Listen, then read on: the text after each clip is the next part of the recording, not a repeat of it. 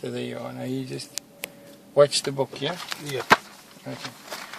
Alright, so let's just look at the most basic forms of priority, yeah? Yeah. Okay. Alright, so what we do is we start like this. We've got a road. We've got a road like that. Okay. And over here we've got a giveaway line. Center line and a boundary line. Okay? Yeah.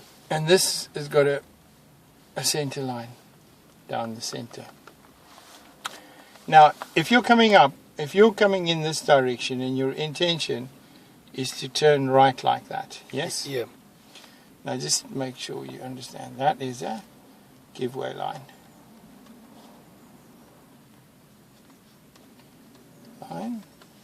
That there, what we call a boundary line. Yeah? Yeah. Okay. And then what happens, because there's a boundary line there and a giveaway line here, right? This becomes the minor road. Okay? Yeah. And then this would be the major road. So this one would be the major road.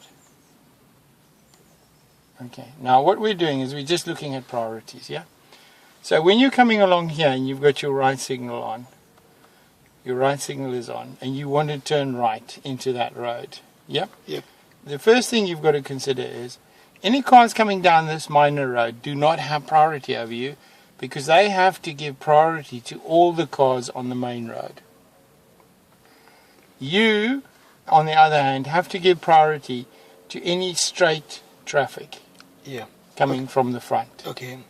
And because this is not a mini roundabout, if this were a mini roundabout, a junction that's a mini roundabout, you would have priority because you'd be approaching that car from the right. Yeah.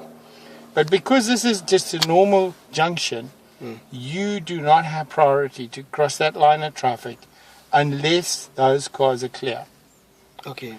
Another thing as well is that if there's any pedestrians using this junction, or any cyclists, or anybody in this junction, you have to wait here till that junction is completely clear of all crossing traffic.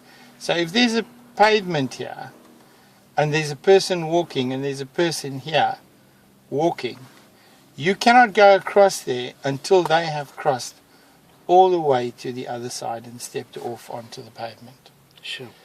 And the reason for that is this becomes like a zebra crossing to you when you are the person going onto the minor road. So they have priority over you turning into that road, whether you're coming from that side or whether you're coming from this side. Okay?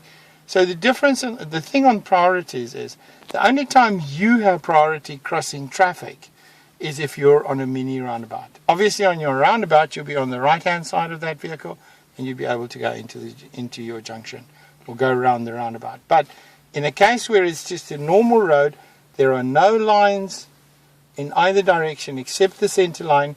You are crossing the center line, crossing the oncoming traffic.